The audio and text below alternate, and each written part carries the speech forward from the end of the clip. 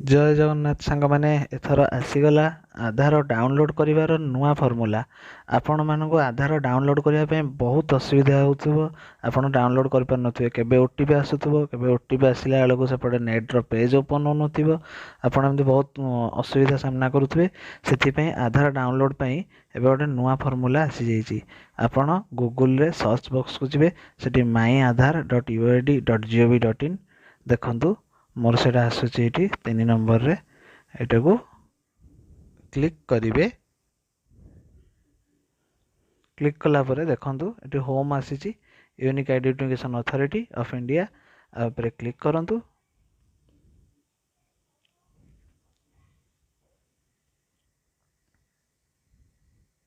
देखंतु वर्तमान page T खोली जाइछि।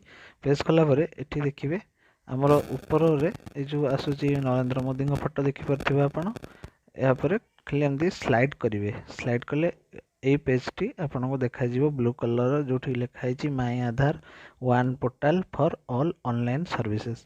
आपन यार ऊपर केवल क्लिक कर देबे। एपर क्लिक कले आपन पाखे एमती गोटे ऑप्शन आसीबो एटा को ओके कर देबे। ओके कले आपन गोटे न्यू पेज को पळेबे। वेलकम टू माय आधार आपन एठी आसीबे। देखंतु लॉगिन रो ऑप्शन अछि तळे सब बहुत अच्छी इनफॉरमेशन। आपण एबे लॉगिन रे ही हमें फास्ट क्लिक करिया। हमें जदि लॉगिन कर सारिबा परे हमें ए सब सर्विस रो लाभ उठै परिबा जोठी आधार डाउनलोड करि परिबा पीवीसी कार्ड ऑर्डर सब आपण एठी करि परिबा। प्रथमे हमें थारे लॉगिन करिबा। लॉगिन कला परे आपण एठी आपणको आधार नंबर टी एंटर करिवे। आपणकर आधार नंबर टी एठी एंटर करिवे।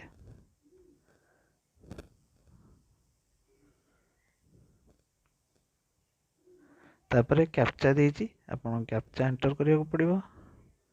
एम भी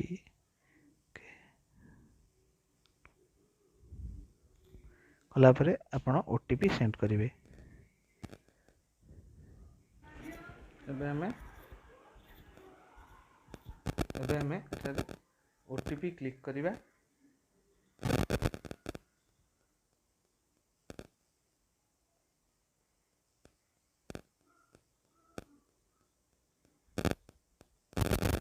कला परे हमें लॉगिन ऊपर क्लिक करबो।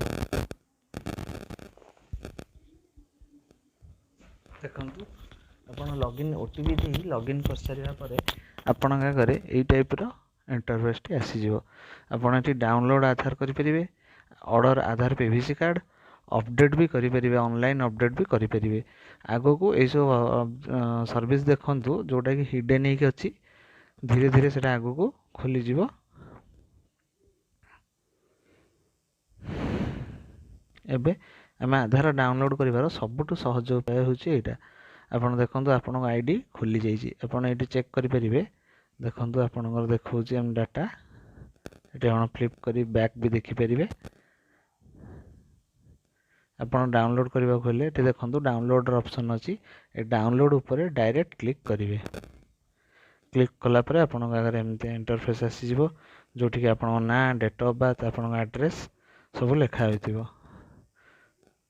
तापर तळे एटी डाउनलोड रो ऑप्शन आपण देखि पारुथिबे। एटा डाउनलोड ऊपर क्लिक करिवे।